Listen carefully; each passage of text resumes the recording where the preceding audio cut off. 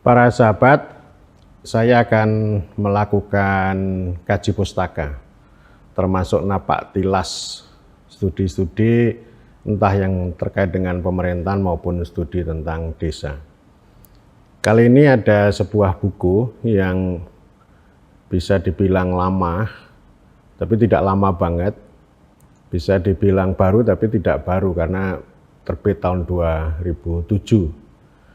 Dan itu sebenarnya masih relevan untuk kita bicarakan terus-menerus yang terkait dengan transformasi desa. Bukunya ini ya, kelihatan nggak ya dari situ ya? Nah, ini ditulis oleh Sadikin dan Sofyan Samandawai. Judulnya Konflik Keseharian di Pedesaan Jawa. Dipublikasikan oleh AK3, sebuah NGO, Non-Governmental Organization, LSM gitu ya, yang banyak melakukan penelitian baik itu kemiskinan, pedesaan, soal tenaga kerja, buruh, dan sebagainya. Dan saya appreciate kerja-kerja penelitian yang dilakukan oleh AK3 di Bandung. Tahun 2007 ya, jadi ya tidak baru banget tapi juga tidak lama banget, tapi yang penting relevan, diskursusnya cukup relevan ya. Saya kira ada 3 poin penting yang saya temukan di dalam buku ini. Pertama soal ini ya, soal transformasi desa sebenarnya. Saya suka dengan kalimat ini ya, ini poin pertama ya. Di bagian 1 pendahuluan, ini 2 penulis mengatakan begini. Menganggap masyarakat desa sebagai masyarakat agraris tradisional adalah keliru, sebaliknya menganggap ciri masyarakat agraris tradisional sudah hilang dari pedesaan juga tidak tepat. Ini poin pertama yang nanti akan saya uraikan.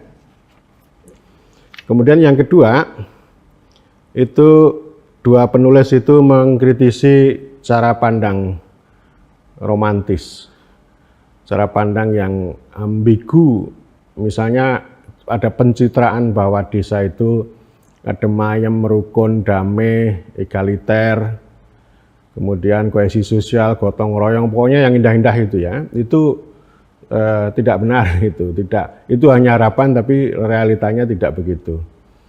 Bersahaja gitu ya, dan sampai bersahaja itu diterjemahkan dalam pengertian ya bodoh gitu ya, wong deso, atau wong deso itu kan itu sebenarnya stigma yang kurang baik gitu ya, atau kalau di sini disebut ini tidak hanya ini ya, tidak hanya wong deso, tapi ini ya ada yang bahasa Sunda apa ya namanya ya, urang kampung ya, urang kampung wong deso, ini kan ini konstruksi ya, jadi artinya wong desa atau orang kampung itu artinya ya bersahaja itu dalam pengertian bodoh gitu, konservatif gitu, kolot gitu, jadul. Pada sisi lain juga dikonstruksi adem ayem, damai, harmoni, pokoknya yang begitu-begitu ya. Nah, atas kesahajaan itu lalu kan terus-menerus diterjang apa namanya. Jadi orang Jakarta, pemerintah dan sebagainya, atau bahasa Chambers itu orang luar itu kan lalu diserbu dengan modernisasi supaya berubah. Ya, ini poin yang kedua. Kemudian yang ketiga itu berbicara konflik. Nah, ini kan sebenarnya inti dari pembicaraan ini ya. Jadi tidak percaya sama pencitraan yang kedua tadi, lalu 2 penulis ini menunjukkan ada konflik keseharian yang kecil tapi tidak remeh-temeh, tapi juga tidak besar. Meskipun ada ketimpangan agraria, menunjukkan ada ketimpangan agraria gitu, tetapi itu tidak meledak menjadi konflik gitu, konflik yang besar. Nah, lalu pertanyaannya bagaimana menghubungkan antara 3 poin ini, bagaimana mencari benang merah ini. Ini saya kira menjadi tantangan ilmu sosial ya, untuk menemukan itu, dan barangkali pemerintah juga penting untuk melihat itu. Artinya kalau memandang desa itu tidak hanya sisi yang kedua yang kontradiktif, yang ambigu, lalu memandang desa yang terbelakang dan atas pandangan itu lalu diserbu dengan label-label, dengan modernisasi, dengan laparisasi desa, dengan modernisasi desa, dengan SDGs desa gitu. Tapi mengabaikan konflik. Tidak peduli soal transformasi. Yang tadi itu crossroad ya, di persimpangan jalan. Ya tradisional ya tidak, modern juga tidak gitu. Itu sama dengan penelitian Yujiro Hayami ya, yang belum sempat saya hadirkan ya, dilema ekonomi desa. Jadi dia Hayami itu melihat ada garfoire ya di persimpangan jalan ya. Desa itu ada di jalan simpang antara yang ya modern juga enggak, tradisional juga enggak. Itu kan sama dengan Buke ya, dualisme ya. Dualisme, yang modern ada, yang tradisional ada gitu. Tetapi yang modern juga tidak melaju sangat kencang. Tapi yang tradisional ya begitu-begitu. Ini sama dengan dulu Pak Harto itu kan fasih ya berbicara pembangunan desa itu untuk menuju lepas landas. Jadi desa itu harus lepas landas gitu. Tapi ternyata tidak lepas landas. Yang terjadi adalah desa itu tertinggal di landasan. Jadi dualisme itu, yang modern ya ada, tapi yang tertinggal, yang tradisional juga masih ada.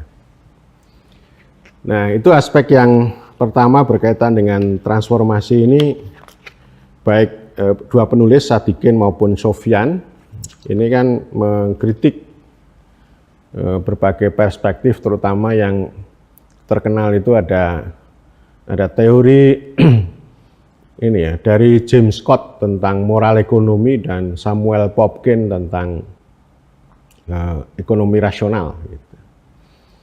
Itu perdebatan itu sudah lama dan saya kira masih relevan untuk kita bicarakan pada hari ini karena gambarannya masih ada. Jadi saya kemukakan ya. Oke.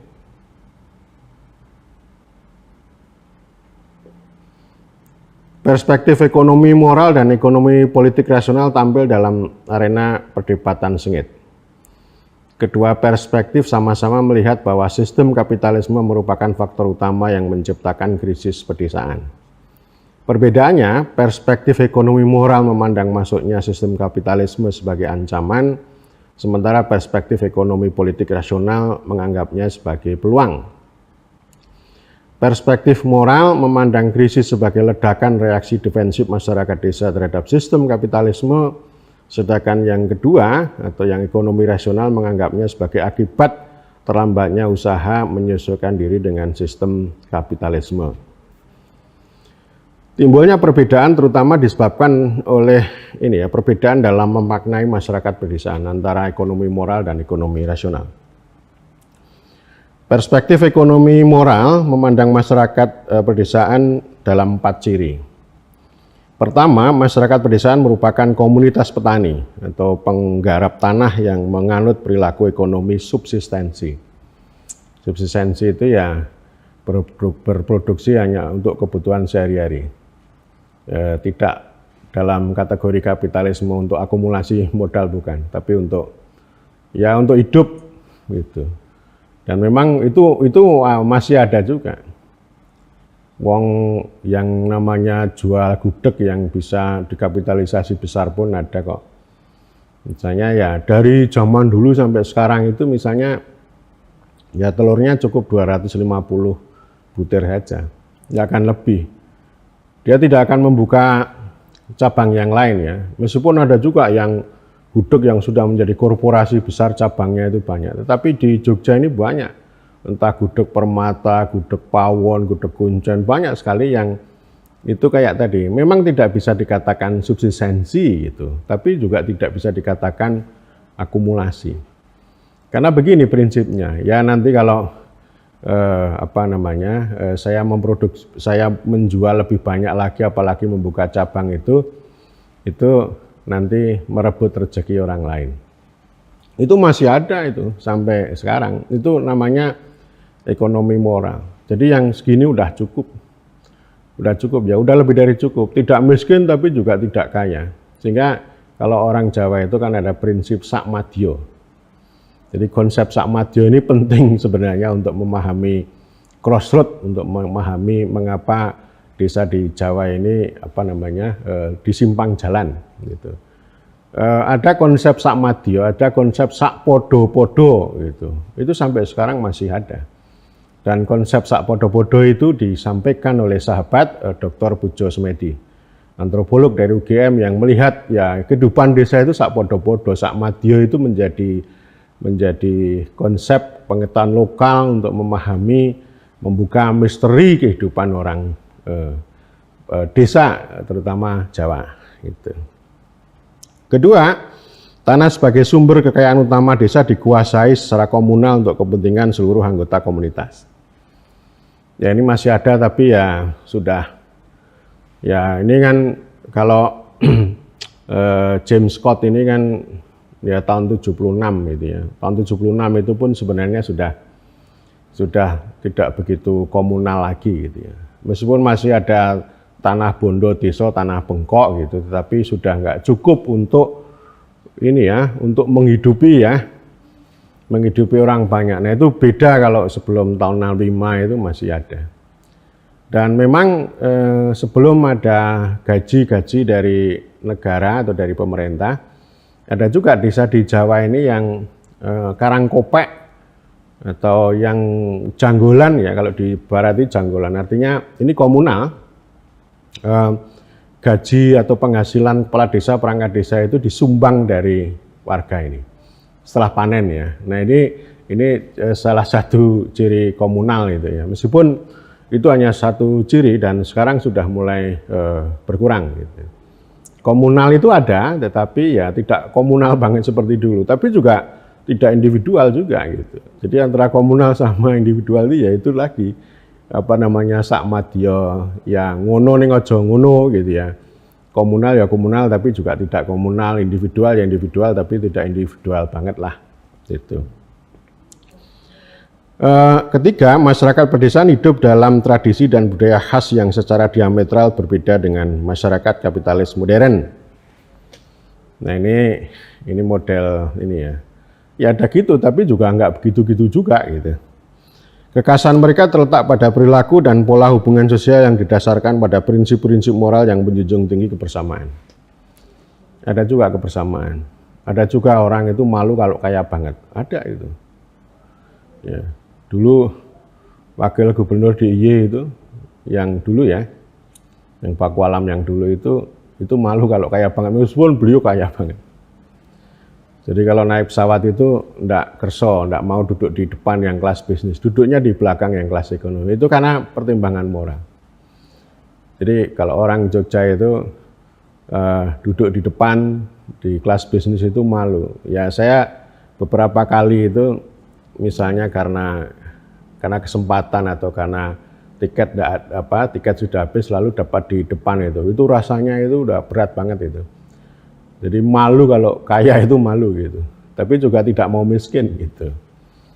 Nah ini namanya sakmadyo, sakpodo-podo itu penting itu untuk memahami ini ya. Jadi sebenarnya saya ingin mengatakan bahwa untuk membuka misteri itu penting untuk melihat dari nilai itu ya. Nilai itu dipraktekkan meskipun ya tidak sepenuhnya, pokoknya semuanya ngono ya ngono ning aja ngono. Ya. Miskin ya miskin ning aja miskin, sugih ya sugih ning aja sugih. Gitu. Malu ya malu ning aja malu banget gitu. Itu luar biasa itu. Jadi untuk memahami itu saya kira nilai pengetahuan lokal yang bisa untuk mengetahui gitu ya kondisi desa itu seperti itu. Keempat, secara politik masyarakat pedesaan tersubordinasi, berada di bawah dominasi kekuatan supradesa. Tidak hanya itu, perspektif ekonomi moral pun mengakui adanya kelas-kelas pedesaan, yaitu kelas kaya dan kelas miskin. Kelas kaya bertindak sebagai patron dan kelas miskin berperan sebagai klien. Ya artinya James Scott itu memang tidak menggunakan konsep kelas ya secara eksplisit gitu. Tapi ya orang di kampung itu biasa, wong gede, wong cilik gitu. Priagung, Hamba Sahaya, lalu Kawula Dase itu kan ada itu kan diskursus itu. Tapi kemudian kan ini bukan pengertiannya bukan borjuasi, ya, lalu proletar gitu. Sama dengan Soekarno melihat marhen petani yang tidak punya tanah itu berbeda dengan konsepsi Marx mereka sebagai proletar itu tidak ada. Ya, jadi ini memang uniknya di situ. Sama juga dengan Clifford Geertz yang selalu menghindari konsep kelas gitu. Tapi ya gitu, memang ada. Jadi wong cilik, wong gede ada. Tapi itu bukan struktur kelas gitu. Itu biasalah stratifikasi sosial itu kan macam-macam. Ada yang menggunakan cara Marx, cara Weber, cara Durkheim dan sebagainya. Itu tergantung cara orang melihat. Ya, yang Marx ya akhirnya kan melihat ini ada ketimpangan kelas, timpangan kelas, ada eksploitasi, ada dominasi. Tetapi yang ini menarik sih, secara politik masyarakat pedesaan itu tersubordinasi, terus ini sepanjang sejarah gitu, sama juga dengan sekarang. Jadi kalau misalnya ini negara mendistribusi dana desa, itu sebenarnya menurut undang-undang itu kan ikutan atau konsekuensi dari rekognisi dan subsidiaritas. Jadi artinya distribusi dana desa ini diletakkan dalam kerangka hak, kewenangan, kewajiban, dan tanggung jawab desa. Nomor satu hak dulu. Hak itu ditransformasikan menjadi kewenangan. Kewenangan itu bisa menjadi kekuatan dan kewajiban, tanggung jawab. Kewajiban dan tanggung jawab utamanya adalah mengurus kepentingan masyarakat setempat. Tetapi justru yang kita lihat hari ini itu prinsip subsidiaritas dan rekognisi itu dipotong. Lalu ketika ada proyek dana desa itu pintu masuknya adalah distribusi. Distribusi melupakan rekognisi. Lalu distribusi itu diikuti dengan subordinasi. Dengan teknokratisasi, birokratisasi, regulasi, proyek, administrasi, dan sebagainya. Ya, jadi ini distribusi rasa teknokrasi, rasa birokrasi, bukan rasa rekognisi. Atau dengan kata lain, secara politik, masyarakat desa itu di bawah subordinasi supra desa. Dan ini studi semacam itu begitu kuat, banyak sekali ya, yang nanti terus-menerus akan saya sajikan, akan saya kaji. Ada saya lakukan kaji pustaka maupun napak tilas terhadap studi-studi yang sudah ada yang berbicara tentang relasi negara dengan desa atau desa dengan negara. Gitu. Kemudian yang kedua ini dari perspektif ekonomi politik ya. Pilihan rasional gitu. Ini ekonomi moral terutama dari Samuel Popkin ya. Kalau James Scott itu yang moral terbit tahun 76, nanti saya akan review juga buku itu ya. Yang ekonomi moral petani itu ya. Kemudian ini Samuel Popkin ini tahun 79. Jadi perspektif ekonomi politik jauh lebih sederhana dibanding perspektif antropologis, ekonomi moral, Marxian maupun Weberian, sehingga disebut juga perspektif minimalis ini ya. Jadi dua penulis ini mengutip pendapat Kurst, ya, susah ngomongnya ini, konsonan jajar-jajar. Perspektif ekonomi politik mencirikan masyarakat pedesaan semata-mata sebagai komunitas petani yang bekerja menggarap tanah. Menurut perspektif ini, kehidupan masyarakat pedesaan tidak berjalan di atas prinsip moral, melainkan dikendalikan oleh pilihan-pilihan rasional, perhitungan untung rugi. Atas dasar itulah, perspektif ekonomi politik memandang krisis yang terjadi dalam masyarakat dalam proses kapitalisasi pedesaan sebagai konsekuensi logis dari pilihan rasional yang dibuat masyarakat tatkala menanggapi perubahan-perubahan yang ditimbulkannya. Karena itu sangat beralasan jika perspektif tersebut sama sekali tidak mempertimbangkan aspek kekhasan budaya, struktur penguasaan tanah maupun hubungan kelas di pedesaan sebagai faktor kunci yang akan memicu timbulnya krisis ketika bersentuhan dengan sistem sosial yang sama sekali berbeda dengan yang dianut masyarakat. Jadi untung rugi ya. Jadi perilaku orang desa itu didasarkan pada untung rugi. Jadi artinya ya kalau itu lalu orang bertindak secara komunal, secara bersama itu ya karena itu atas dasar pertimbangan untung rugi. Semuanya gitu. Jadi artinya ini mengabaikan struktur kultur yang sudah ada ya. Jadi lebih simpel, simplifikasi gitu. Itu teori rasional kan begitu. Atau sering juga disebut teori kalkulus politik gitu. Ongkos, manfaat, risiko. Jadi orang berbuat itu karena itu. Ya ini banyak dikritik juga itu. Biasanya aktor rasional, ini pertimbangan para sarjana ekonomi, bertindak itu kalau ongkosnya kecil, manfaatnya besar, risikonya kecil. Gitu. Jadi hanya semata-mata dilihat dari si aktor itu. Tentu aktor itu melihat juga perhitungan itu kan macam-macam. Ongkos itu tidak hanya soal uang, tenaga, pikiran, gitu, waktu, gitu. Itu juga ongkos. Gitu. Tapi kan tidak sesimpel itu. Ada juga banyak orang yang bertindak itu tahu ongkosnya besar, manfaatnya masih gambling. Ya, manfaatnya ini bisa besar, bisa gagal gitu ya. Kemudian resikonya bisa besar juga. Jadi ada juga yang seperti itu rasional juga itu. Jadi ada kalkulasi, yaitu namanya kalau sekarang disebut risk taker gitu. Setiap tindakan pasti ada resikonya. Kalau itu resikonya kecil ya itu ya orang itu nggak usah berbuat lalu konservatif gitu. Jadi teori aktor rasional ini teori yang saya kira sangat konservatif gitu. Dan saya selalu menghindari dengan itu ya, dengan perspektif itu. Tetapi ini Samuel Popkin dihadirkan di sini ya. Memang agak beda argumen Samuel Popkin itu dengan teori rasional yang tadi saya sampaikan ya. Artinya ini kan sebenarnya teori rasional ini peluang nih, kapitalisme ini peluang. Tetapi nggak sanggup untuk menangkap peluang itu. Ya.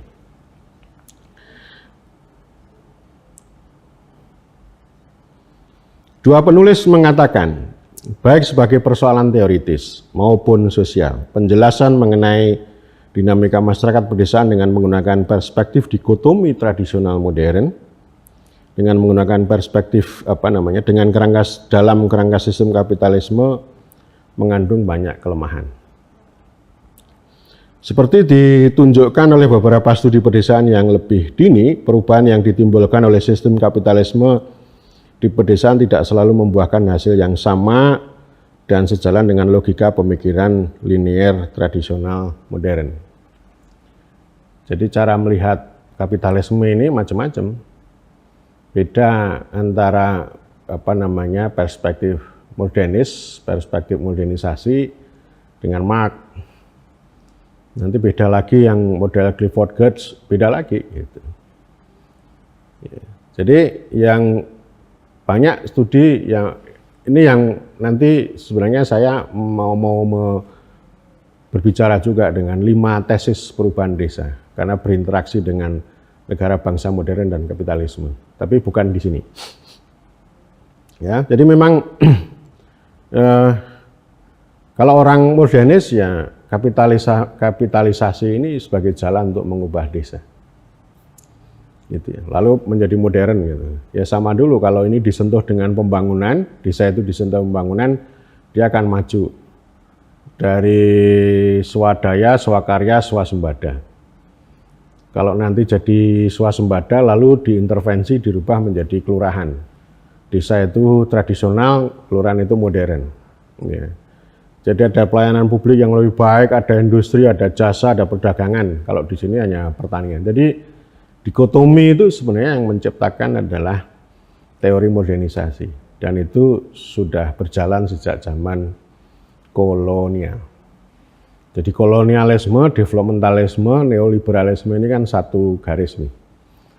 Ya, yang orientasinya untuk barat tetapi mereka tidak menciptakan kehidupan desa di Jawa ini dengan model barat yang full. Kalau model yang full itu kan pemerintahan langsung, hanya ada negara sama warga. Lalu desa itu dilenyapkan, desa sebagai kesatuan masyarakat hukum itu dilemahkan, lalu diganti semuanya dengan model birokratisasi negara. Tapi kan bukan itu yang ditempuh. Melainkan yang ditempuh itu kan memanfaatkan, memperalat. Ya, desa itu diperalat. Dan itu memperalat itu sampai sekarang itu masih sangat kuat. Jadi tidak dihormati, tidak didudukkan secara lebih tepat gitu, tapi dimanfaatkan. Entah dimanfaatkan untuk kepentingan kapitalisasi, kepentingan menciptakan social order, gitu. Dimanfaatkan untuk menjadi batu loncatan bagaimana negara itu masuk ke dalam masyarakat atau dalam warga gitu. Dan ini ya, penulis mengatakan begini, rasanya akan sulit jika saat ini kita diminta menunjukkan masyarakat pedesaan yang secara ketat menganut karakter masyarakat agraris tradisional. Sebaliknya kita pun akan sulit menemukan masyarakat pedesaan yang sudah terintegrasi ke dalam sistem pasar mengalami perubahan sistem pasar mengalami perubahan seperti yang diasumsikan perspektif pemikiran tradisional modern. Ini simpang jalan simpang. Ya. Itu artinya usaha untuk menjelaskan perubahan dan dinamika masyarakat pedesaan kontemporer tidak bisa diawali dengan pandangan dikotomis tradisional modern, melainkan harus berangkat dari kenyataan bahwa dewasa ini tidak ada satu kelompok masyarakat pun yang bebas dari pengaruh dunia luar. Ya, dunia luar itu kuat gitu. Dan itu ya akan terus-menerus berkontestasi. Kadang orang menyelesaikan, kadang resisten, adaptasi, resisten gitu. Itu yang biasa gitu. Dan itu kalau kita kembalikan tadi konsep sak madya sak podo-podo ngono yang ngono ning aja ngono tadi. Dunia luar yang dimaksud menunjuk pada seperangkat pengetahuan, knowledge tentang pengaturan masyarakat meliputi berbagai peranata yang berfungsi mengatur hubungan sosial, ekonomi dan politik dalam masyarakat. Ya. Diterima tidaknya pengaruh dunia luar oleh masyarakat tergantung pada hubungan kekuasaan di dalam masyarakat antar warga desa maupun masyarakat dengan kekuatan-kekuatan luar seperti pemerintah dan swasta. Jadi ini pintu masuk ya, dua peneliti ini memahami relasi kekuasaan ini yang agak cair ya, perspektifnya itu agak cair, jadi bukan pengertiannya dominasi, bukan pengertian modernisasi gitu, tapi ini sebuah kerangka untuk melihat. Jadi dia belum ngomong dagingnya, tapi masih kerangka. Kalau perspektif kan biasanya langsung ngomong paling tidak kata-kata kunci untuk menjelaskan itu ya. Seperti tadi perspektif moral sama perspektif rasional itu kan argumennya sudah jelas. Tapi dua penulis ini lebih melihat pada sisi kerangkanya, bukan pada sisi perspektif gitu. Ya. Dan karena itu ini dua penulis ini melihatnya ya, ini kan model kayak postmo atau poststruktural ya. Jadi ingin melihat kehidupan masyarakat desa itu secara cair dengan 3 poin ya, aktor, konteks, dan arena. Aktor itu ya saling berkontestasi, saling ngomong atau mereproduksi wacana gitu. Dan kemudian konteks itu menunjuk pada wacana yang tengah ditransaksikan dan dirundingkan, sedangkan arena adalah tempat, bukan tempat fisik, tapi tempat berlangsungnya hubungan kekuasaan antar orang dan antar kelompok. Jadi sekali lagi ini namanya kerangka yang longgar, bukan perspektif yang sudah clear, langsung to the point. Saya ngomongnya begini, kalau ini kerangka untuk melihat. Jadi ya ini kacamata lah, tapi bukan bukan kalimat yang dihasilkan dari kacamata itu, tapi lebih pada kerangka gitu. Dengan demikian, buku ini sebenarnya berbeda dengan Clifford Geertz yang berbicara evolusi. atau Buke yang berbicara stagnan, atau James Scott yang berbicara subsistensi. Jadi desa itu tidak subsisten lagi, tidak involusi, tidak stagnan, ada perubahan. Tapi perubahannya juga tidak menjadi maju banget, terkapitalisasi dengan masif juga tidak. Ini kan artinya ya dualisme gitu, tapi dualismenya agak berbeda dengan Buke. Gitu ya. Jadi ini simpang jalan, crossroad gitu, carrefour gitu. Hayami juga begitu ya, di simpang jalan. Nanti buku Hayami akan saya review juga gitu. Jadi kesimpulannya di situ mengenai transformasi ini, dan ini saya kira relevan, masih tetap relevan.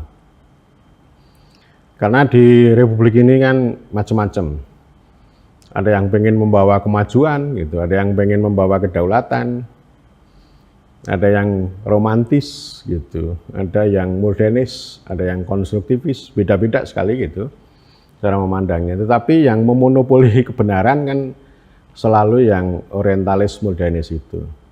Karena yang punya uang, yang punya program, yang punya perangkat, punya aturan, itu kan memonopoli kebenaran. Jadi mereka bisa melakukan apa saja, tapi apa yang mereka lakukan juga tidak akan berhasil secara gemilang seperti niat baik yang mereka bawa. Sehingga ini kan situasi orang bilang transisi atau dualisme ini kan bisa juga disebut sebagai kontradiksi. Ya. Jadi artinya kalau intervensi apapun akan sulit itu. Nah, tetapi sayangnya yang memonopoli kebenaran itu yang pengen membawa kemajuan atau modernisasi itu ya. Itu poin pertama di buku ini.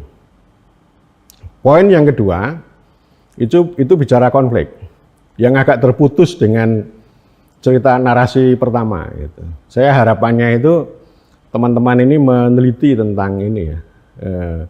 Tentang dualisme itu secara lebih mendalam itu. Meskipun konflik keseharian itu barangkali menjadi ciri khas di dalam crossroad itu, di dalam simpang jalan itu. Ya. Nah ini yang kedua di situ, dan tulisan ini merupakan usaha awal kami untuk memahami dinamika masyarakat pedesaan dengan menggunakan pendekatan 3 sisi. Aktor, arena, dan konteks gitu ya, dan difokuskan pada konflik. Itu maksudnya konflik gitu, atau pokok masalahnya konflik. Tema utama yang dibahas dalam tulisan ini adalah konflik, dikasih tanda petik. Konflik keseharian masyarakat pedesaan dalam hubungan agraria. Tuh. Jadi ini sesuatu yang menarik ya. Melihat konflik kan bisa macam-macam juga. Bisa cara Marxis, bisa cara bisa cara yang lain gitu, struktural fungsional gitu. Tapi ini melihatnya dari enggak menghindari itu. Tapi dengan tadi ya, melihat kerangka aktor, konteks, dan arena. Pilihan studi tentang konflik ini pertama-tama merupakan tanggapan atas munculnya minat dan perhatian organisasi non-pemerintah terhadap persoalan agraria dan kemiskinan pedesaan. Ya, menariknya perhatian terhadap kedua isu tidak hanya mewujud dalam bentuk penelitian dan berbagai kajian kritis tentang pedesaan. Jadi artinya studi konflik itu bagian dari studi kritis yang berbeda dengan romantisme itu. Tetapi berkembang menjadi gerakan sosial dengan tema yang beragam, entah reforma agraria, kedaulatan pangan, pertanian mandiri, pertanian organik, pembaruan desa, revitalisasi adat. Ya, saya kira gerakan-gerakan itu kan sebagai respon untuk tidak mengatakan resisten terhadap kapitalisasi. Dan itu ada di mana-mana ya. Jadi kalau yang secara modernis, teknokratis berbicara tentang ketahanan pangan, lalu ada gerakan. Entah gerakan lokal maupun gerakan civil society yang berbicara tentang kedaulatan pangan. Itu dua hal yang sangat berbeda. Gitu. Namun dari sekian banyak tema yang muncul, reforma agraria merupakan tema yang paling mengemuka dan mendapat dukungan dari banyak pihak. Jadi ini sebenarnya dua teman ini inti kajiannya kan reforma agraria. Ya, ini kalau menurut saya ini masuk dalam kotak revisionis radikalis yang kritis terhadap romantisme, esensialisme. Gitu. Lalu lebih banyak melihat sebenarnya anti desa sebenarnya radikalis revisionis ini. Lebih mengutamakan pada petani dan agraria. Ya. Jadi sebenarnya di sana, saya sudah berkali-kali mengatakan bahwa kelompok ilmuwan revisionis radikalis ini melihat desa itu sebagai arena atau sebagai situs ketimpangan dan penindasan. Yang menindas ya elit, orang kaya, kelas tengkulak dan sebagainya gitu. Tentu termasuk 7 setan desa gitu ya, yang dulu pernah disampaikan oleh D.N. Aidit gitu. Ini banyak mengkaji, ada banyak studi, literaturnya cukup banyak. Oke. Nah, terkait dengan alasan pertama, keterkaitan kami pada tema konflik terjadi mengingat tema itu merupakan pusat perhatian sekaligus pintu masuk utama organisasi non-pemerintah dalam mendorong transformasi sosial di pedesaan. Namun demikian usaha seperti itu tidak akan membawa hasil baik jika tidak didukung oleh usaha serius untuk merefleksi kembali anggapan dan cara pandang kita tentang masyarakat pedesaan. Artinya juga mengkritik gerakan reforma agraria. Itu artinya untuk memahami mengapa persoalan ketimpangan tanah seolah-olah hanya menjadi milik kelompok masyarakat yang mengalami penggusuran tanah memerlukan pengetahuan yang tidak sekedar membahas ketimpangan agraria. Timpangan agraria juga penting, tapi melihat dinamika keseharian itu juga penting ya, maksudnya dinamika di dalam masyarakat gitu. Karena saya pun juga melihat di sini perspektif involusi pertanian itu dalam konteks ini menjadi relevan, meskipun pada sisi lain juga tidak relevan. Ya, karena kalau involusi, enggak involusi, wong sudah ada kapitalisasi kok gitu. Tapi kalau involusi bisa juga untuk digunakan memukul soal ketimpangan agraria gitu. Itu enggak banget-banget kok. Ketimpangannya itu biasa saja gitu.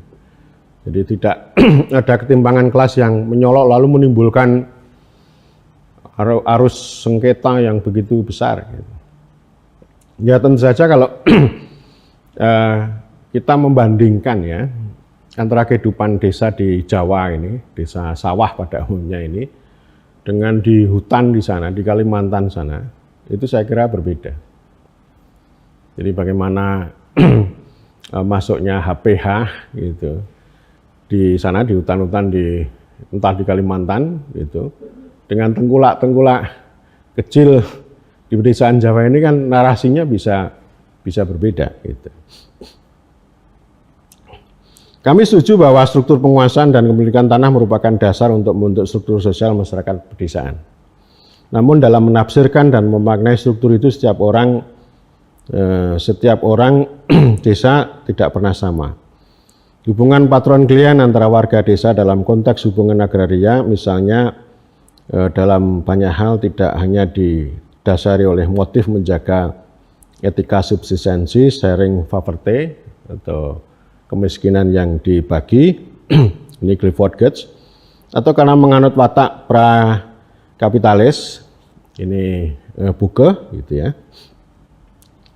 Hubungan tersebut tidak juga didasari pilihan rasional masyarakat terhadap perubahan yang menguntungkan. Hubungan antar warga desa menyangkut aksesnya pada tanah bergantung juga pada bagaimana setiap orang menafsirkan lingkungan sosialnya terkait dengan kedudukan dan peranannya di dalam masyarakat. Ya. Sifat hubungan dan bentuk hubungannya sangat lentur tergantung pada arena dan konteks seseorang berperilaku di dalam masyarakat. Hal itulah yang mengendalikan bagaimana seseorang berperilaku di dalam masyarakat dan berhubungan dengan anggota masyarakat lainnya. Jadi ini perspektifnya lentur. Jadi nggak mau terjebak pada kutub-kutub tadi ya. Sehingga ini aman gitu. Perspektifnya mencari aman saja ya. Mau yang Marxis enggak gitu, yang Weber enggak, yang Clifford Geertz juga enggak gitu. Jadi ya ini lentur konteks ya, analisis kontekstual itu begitu. Jadi tidak terlalu deterministik gitu ya. Deterministik itu misalnya orang miskin karena malas itu namanya deterministik. Orang miskin karena nggak punya aset itu deterministik gitu. Jadi tidak deterministik tapi juga tidak terlalu nihil banget ya. Kalau yang posmo itu kan nihil gitu. Nggak ada gitu struktur sebab akibat itu. Adanya ya tergantung konteks, semuanya tergantung pada konteks gitu. Dan ini dua orang ini meneliti ya, dua desa di Kebumen, desa Panggur ini udah Pangur ya, udah disamarkan nama desanya di Kebumen, dan kemudian yang kedua desa Spur di Kabupaten Banyumas. Ya ini di sana di dua kabupaten itu. Oke. Jadi yang ini soal konflik ya. Kembali ke sini nih, kembali ke depan lagi ini ya. Kembali ke depan ini di halaman 5 ini. Jadi begini. Berbicara tentang konflik.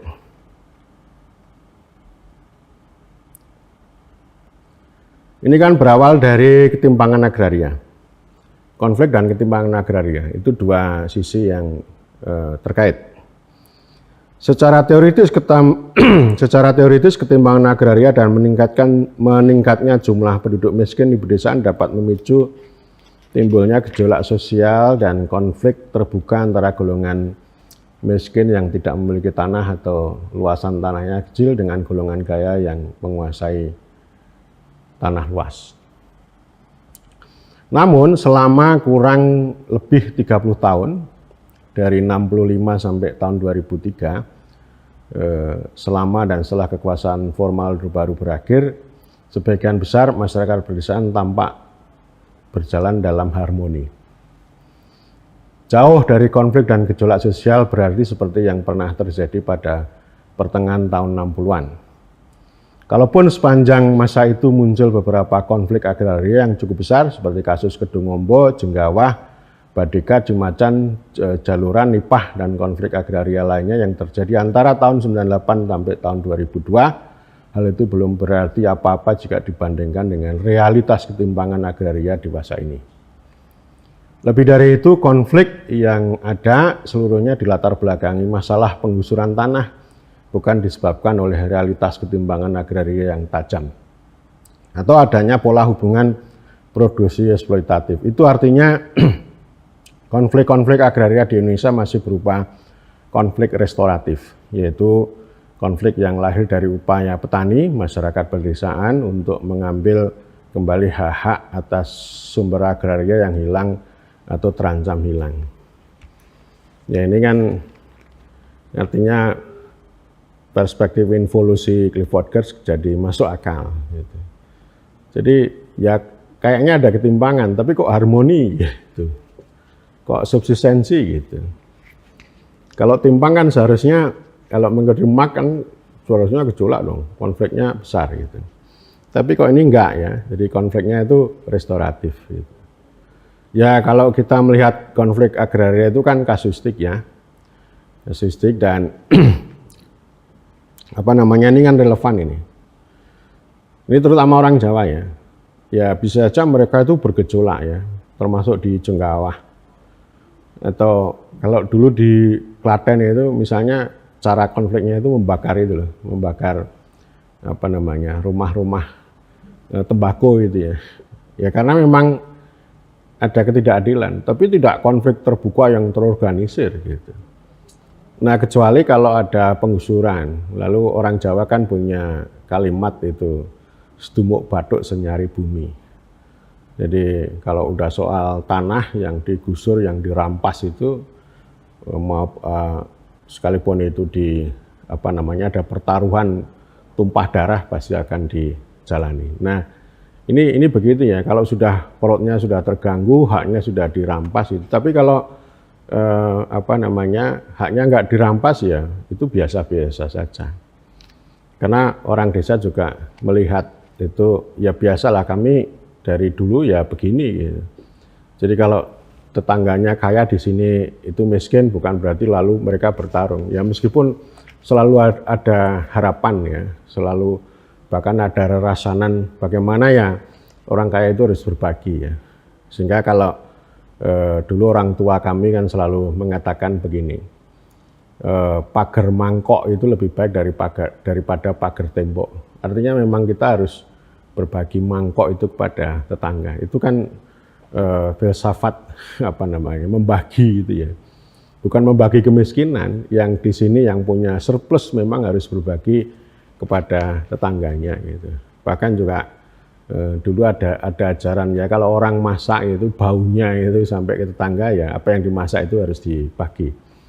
Itu saya kira kultur ya, tidak semuanya bisa dijelaskan dengan struktur, tapi juga tidak semuanya kita kembalikan pada kultur. Tapi ya itulah dunia kontekstual yang terus-menerus berjalan secara dinamis, dan itu kelihatannya banci gitu ya. Tapi ya itulah realitas gitu. Dan dua penulis ini kan ingin menangkap realitas itu secara lebih baik, meskipun ya dari sisi perspektif akhirnya ya gitu-gitulah. Tidak ke sini, tidak ke situ gitu ya. Ya ke sini, ya ke situ gitu. Atau istilahnya eklektik gitu ya. Ya sampluk sana, sampluk sini, sikut sana, sikut sini. Oke, dan dua penulis ini mengatakan begini. Ketimpangan agraria belum menjadi kondisi yang mencukupi bagi timbulnya konflik terbuka, kecuali jika terjadi penggusuran tanah. Hal itu akan terlihat semakin jelas jika disandingkan dengan munculnya gejolak penjualan tanah hasil reclaiming oleh petani-petani yang mengalami penggusuran yang diasumsikan lapar tanah.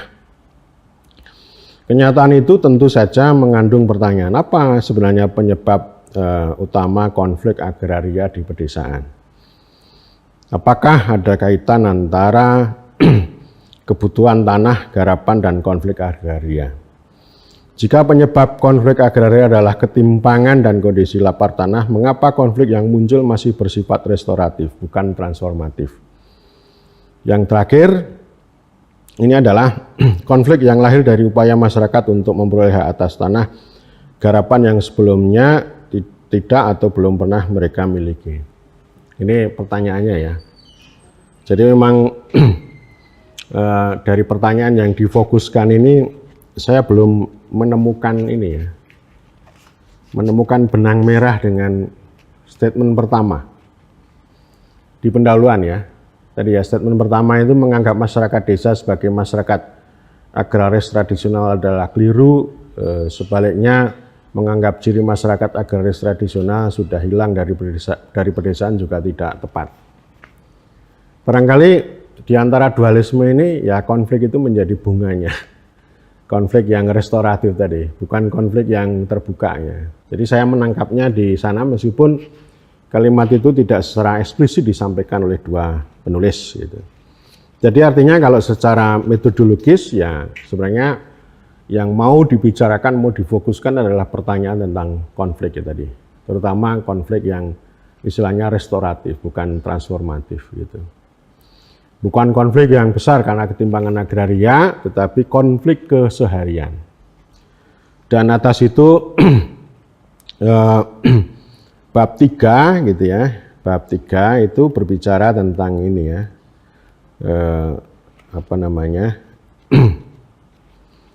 Bab 3. Nah, ini bab 2 cerita tentang desa Pangur dan desa Spur, 2 desa satu wajah, wajahnya sama, ngomong tentang hubungan sosial, kepemilikan tanah gitu ya. Ya, relasi sosial antara buruh dengan pemilik tanah dan seterusnya, dan itu biasa di mana-mana, di kampung saya juga begitu ya. Bab 3 bagian 3 itu berbicara ini, narasi konfliknya. Kecil tapi tidak remeh. Konflik keseharian dan dinamika masyarakat Pangur dan Spur.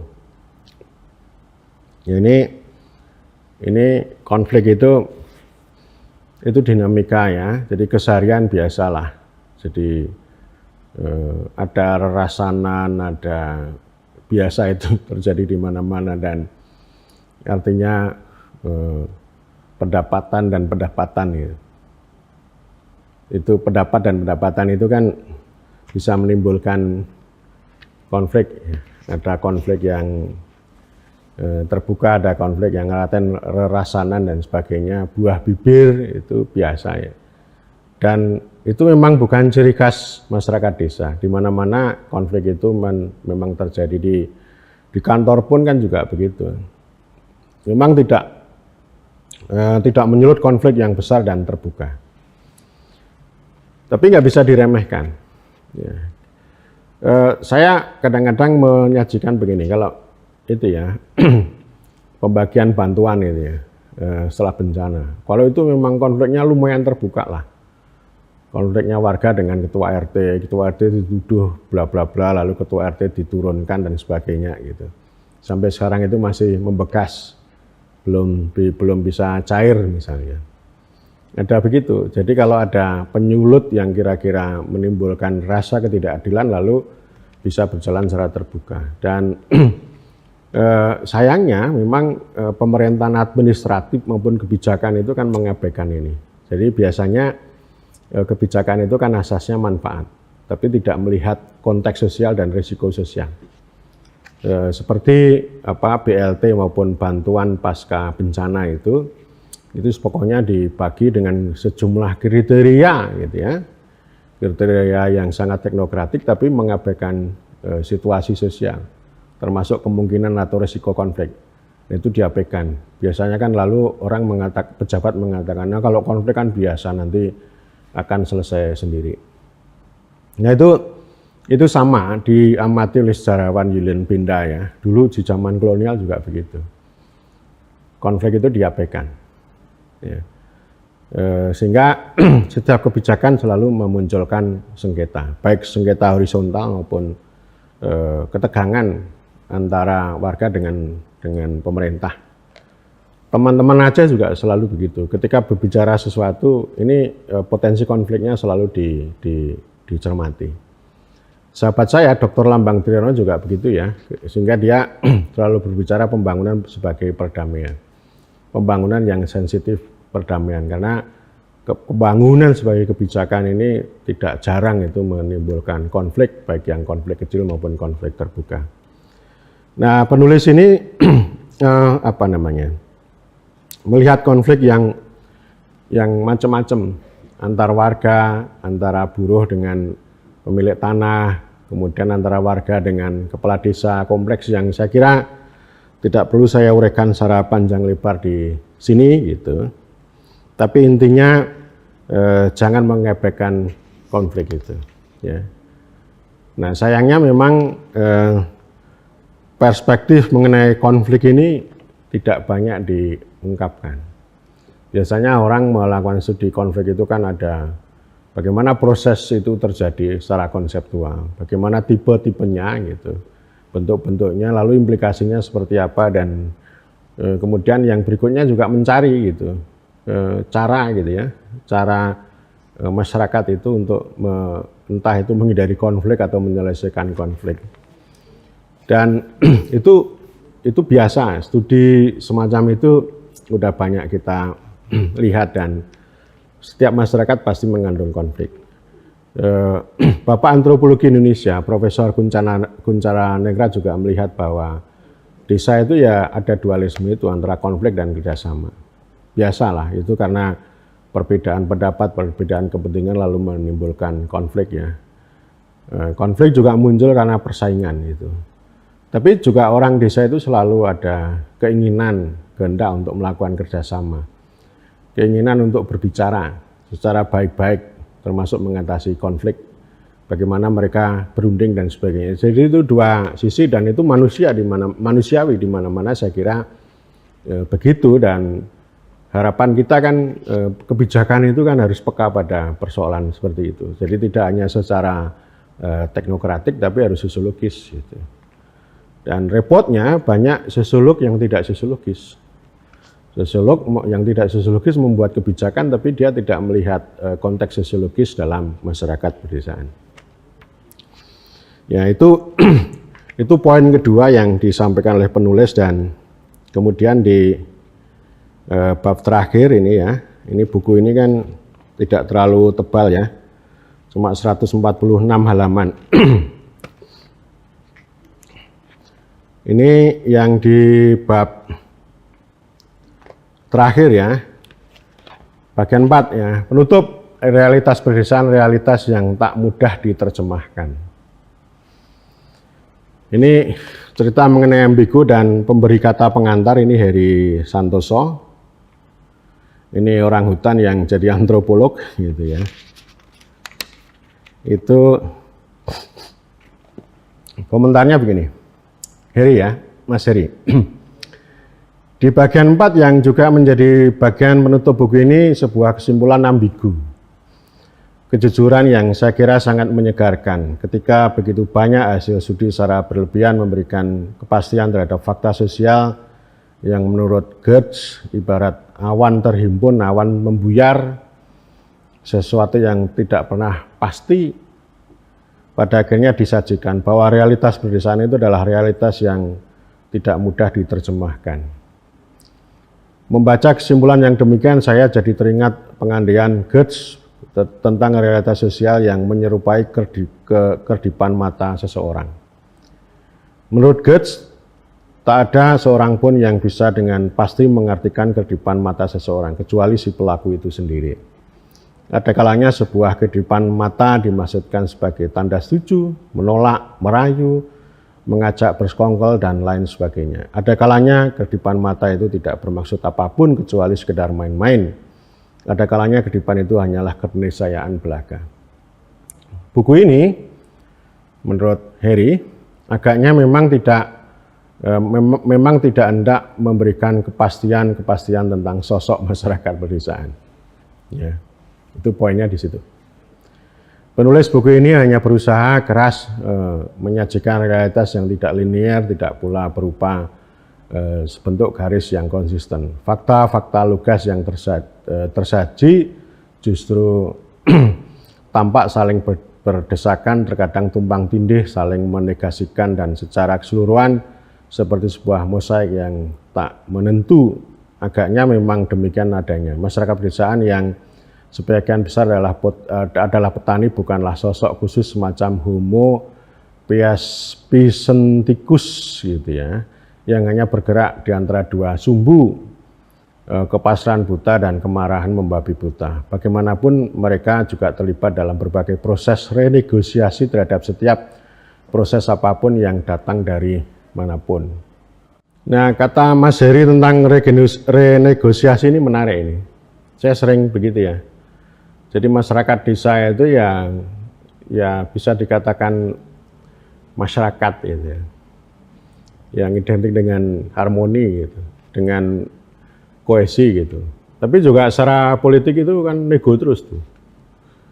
Yang kadang-kadang kalau orang desa melakukan negosiasi itu dianggap bejat, amoral ya. Misalnya soal mereka mengatakan dirinya, kami miskin, kami meminta bantuan, kami menerima serangan fajar gitu. Ya. Banyak juga desa yang memanipulasi, kalau ini mau ada bantuan ya angka kemiskinannya dinaikkan. Itu bagian dari negosiasi. Itu politik namanya. Kenapa begitu? Ya karena memang negara hadir dalam pengertian yang sebenarnya itu kan tidak ada. Atau kalau paling tidak ya mereka itu tidak menikmati apa yang disebut dengan negara hadir, sehingga negosiasi. Demikian juga dengan kalau ini ada modernisasi, kapitalisasi, gitu, ya orang desa itu akan sangat macam-macam. Diterima bulat juga tidak, ditolak mentah-mentah juga tidak, ya. Tapi selalu disiasati. Demikian juga dengan aturan, ya. Aturan itu begitu, kadang diresisten, ditolak gitu ya, tapi akhirnya dilaksanakan. Tapi dilaksanakan juga tidak secara penuh, tapi dengan siasat. Itu simpang jalan itu begitu ya. Dan kemudian ini di bab terakhir ini dua penulis ini kan sebenarnya ingin memukul atau mengkritik kontradiksi itu ya, kontradiksi pencitraan orang luar termasuk pemerintah, termasuk penguasa itu terhadap desa ya, yang di satu sisi dikonstruksi desa itu dikonstruksi adem ayem, rukun, harmoni, damai, yang indah-indah itulah gitu. Tapi di sisi lain juga dikonstruksi ini bodoh, jelek dan sebagainya, sehingga perlu dimodernisasi. Itu saya kira sebagai kontradiksi.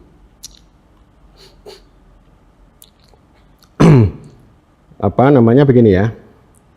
Pandangan pemerintah jelas kontradiktif karena di satu sisi mendorong masyarakat agar mempertahankan diri nilai-nilai tradisional, sementara di sisi lain mendorong agar masyarakat memodernkan diri. Ini sama, saya kira saya juga sering mengatakan desa harus maju tanpa meninggalkan tradisi tanpa ketinggalan zaman. Ini yang memang persimpangan itu. Di pihak lain, pandangan Ornop cenderung ahistoris, mengembalikan tata kehidupan desa masa lalu bukan hanya membangun kesadaran tentang penting atau baiknya masa lalu, melainkan juga mengembalikan tatanan alam dan sosial yang ada pada suatu masa. Contohnya kampanye Ornop tentang gerakan pertanian organik dan penataan produksi pangan lokal. Bagaimana gagasan ini bisa diwujudkan jika daya dukung fisik dan sosialnya sudah tidak ada?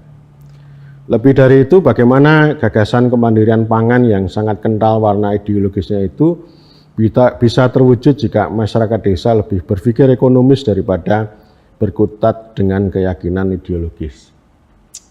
Nah, ini argumen ini debatable ini bisa diperdebatkan.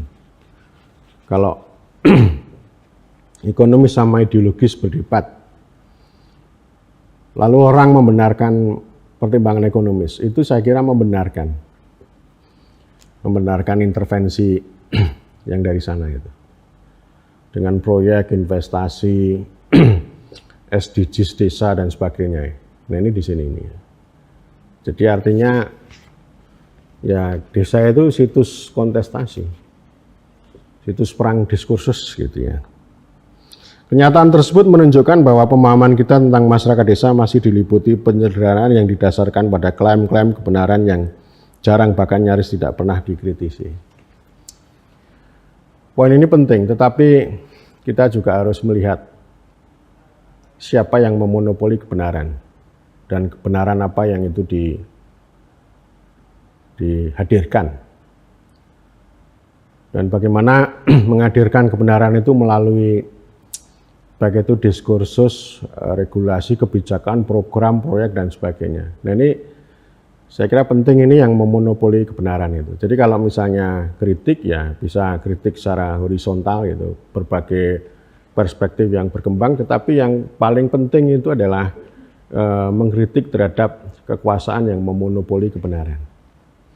Karena mereka itu sangat berpengaruh terhadap 70-an ribu desa di Indonesia, termasuk masyarakat desa yang begitu beragam gitu.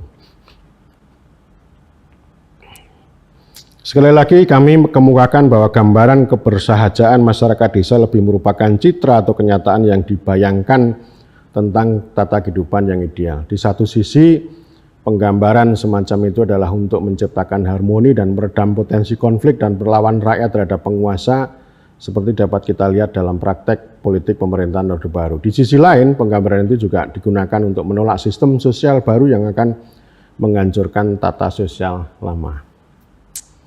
Sejalan dengan pencitraan kehidupan desa yang damai dan tentram, masyarakat desa digambarkan bersifat tradisional, tidak mengenal pelapisan sosial dan egaliter. Kontras dengan masyarakat modern. Seperti halnya citra pedesaan, pencitraan masyarakat desa pun didasari oleh kepentingan pengendalian untuk menjamin terciptanya tertib sosial. Fakta bahwa di desa ada pelapisan sosial yang potensial melahirkan konflik ditutupi dengan gambaran kehidupan masyarakat pedesaan yang senantiasa menjaga kebersamaan, solidaritas, dan seias kata. Potensi konflik yang dapat melahirkan disintegrasi dijinakkan oleh propaganda tentang gambaran harmoni kehidupan desa pada masa lalu. Melalui pencitraan seperti itu, penguasa supradesa memiliki klaim dan legitimasi penuh untuk mengarahkan kehidupan masyarakat desa yang sejalan dengan kehendak penguasa, lepas dari realitas dan fakta yang sesungguhnya. Nah, ini poin penting ya. Yang ini saya kira harus di ini menjadi bunga bunganya konflik itu, dan menjadi bagian juga dari simpang jalan tadi. Yang modern ya tidak, yang tradisional juga tidak, yang kapital tidak, tapi yang agraris banget juga tidak. Ini yang menurut saya diskursus ini penting, sama juga diskursus tentang gotong royong yang terus-menerus dimanipulasi gitu. Ya, jadi artinya dia menunjukkan studi konflik itu untuk memukul ini. Ini ada loh konflik itu, yang saya kira penting untuk baik dicermati dalam studi maupun dalam praktek kebijakan. Oke.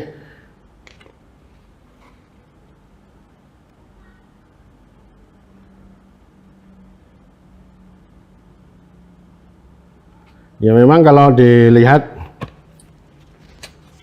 ini di kesimpulan ini ya tidak sepenuhnya menjawab pertanyaan penelitian yang tadi disampaikan itu. Mengapa konfliknya tidak membesar? Ya konflik keseharian meskipun tidak bisa dianggap remeh. Itu yang namanya ambigu tadi. Ya meskipun studi ini ambigu, tapi ambigu itu kan juga menggambarkan realitas sosial, termasuk ambigunya negara dalam memandang memperlakukan desa. Oke.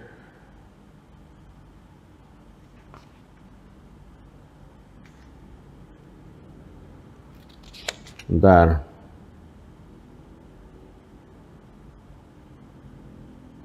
Di kesimpulan ini saya tadi udah ini ya. Jadi ini di kesimpulan ini read statement ya, pernyataan kembali tentang kritik dua penulis itu terhadap pandangan-pandangan tentang masyarakat desa itu. Yang tadi sebenarnya sudah saya kemukakan.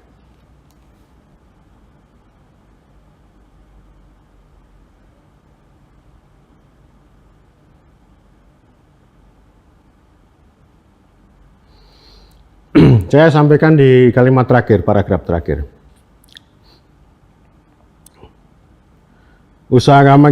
Usaha kami itu dihadapkan dapat memberikan sebuah gambaran awal bahwa masyarakat desa dan realitas kehidupan di pedesaan tidak sesederhana seperti yang kita bayangkan. Cara pandang dan kepentingan masyarakat desa sudah sangat rumpil dan bergerak mengikuti perubahan yang terjadi di dalam dan di luar desa. Karena itu, gagasan apapun yang diajukan untuk mentransformasikan masyarakat pedesaan, syarat utamanya adalah memahami dinamika kehidupan masyarakat pedesaan dan perubahan-perubahan yang melanda pedesaan. Jika agenda tersebut dilewatkan, maka besar kemungkinan setiap upaya untuk itu akan kandas di tengah jalan. Ya, begitu ya. Artinya ini kembali ke ambigu tadi. Semuanya ambigu.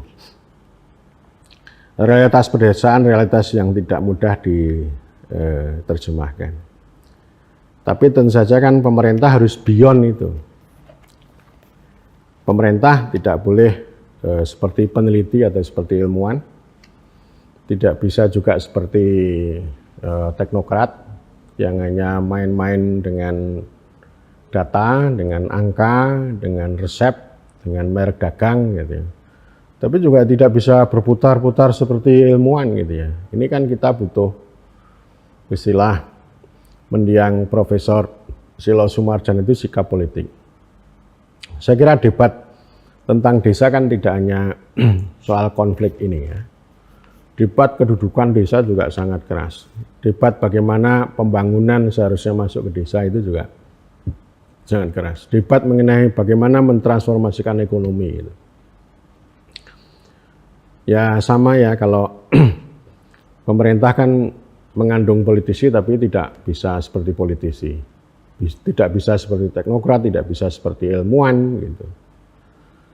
Tapi harus beyond. Nah, maksud saya transformasi ini kan butuh kehadiran pemerintah ini.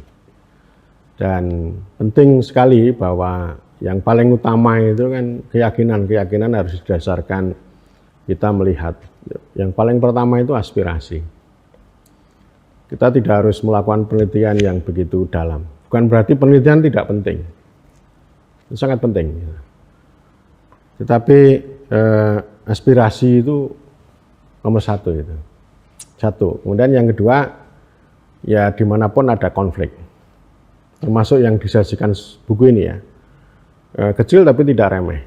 Sehingga memang kebijakan itu tidak boleh dong didrive oleh satu kelompok yang memonopoli kebenaran atau oleh teknokrat yang hanya melakukan perhitungan-perhitungan statistik. Tapi konflik ini harus dijadikan sebagai dasar untuk membuat kebijakan. Saya kira demikian teman-teman, dan saya merekomendasikan buku ini penting untuk dibaca ya. Diskursusnya penting ya, meskipun saya belum menemukan benang merah yang tokcer gitu ya, di antara 3 poin itu. Poin tentang desa di simpang jalan, kemudian kedua konflik yang tadi kecil tapi tidak remeh, kemudian yang ketiga pencitraan yang kontradiktif terhadap desa ini. Ini benang merahnya perlu ditemukan, dan itu tantangan, termasuk saya kira kami ya, PMD juga perlu melihat seperti itu. Paling tidak bisa menghasilkan ini riset semacam inilah ya. Kan kalau ilmuwan kan harus begini, kalau nggak pernah begini kan namanya bukan ilmuwan. Saya kira demikian dan matur nuwun.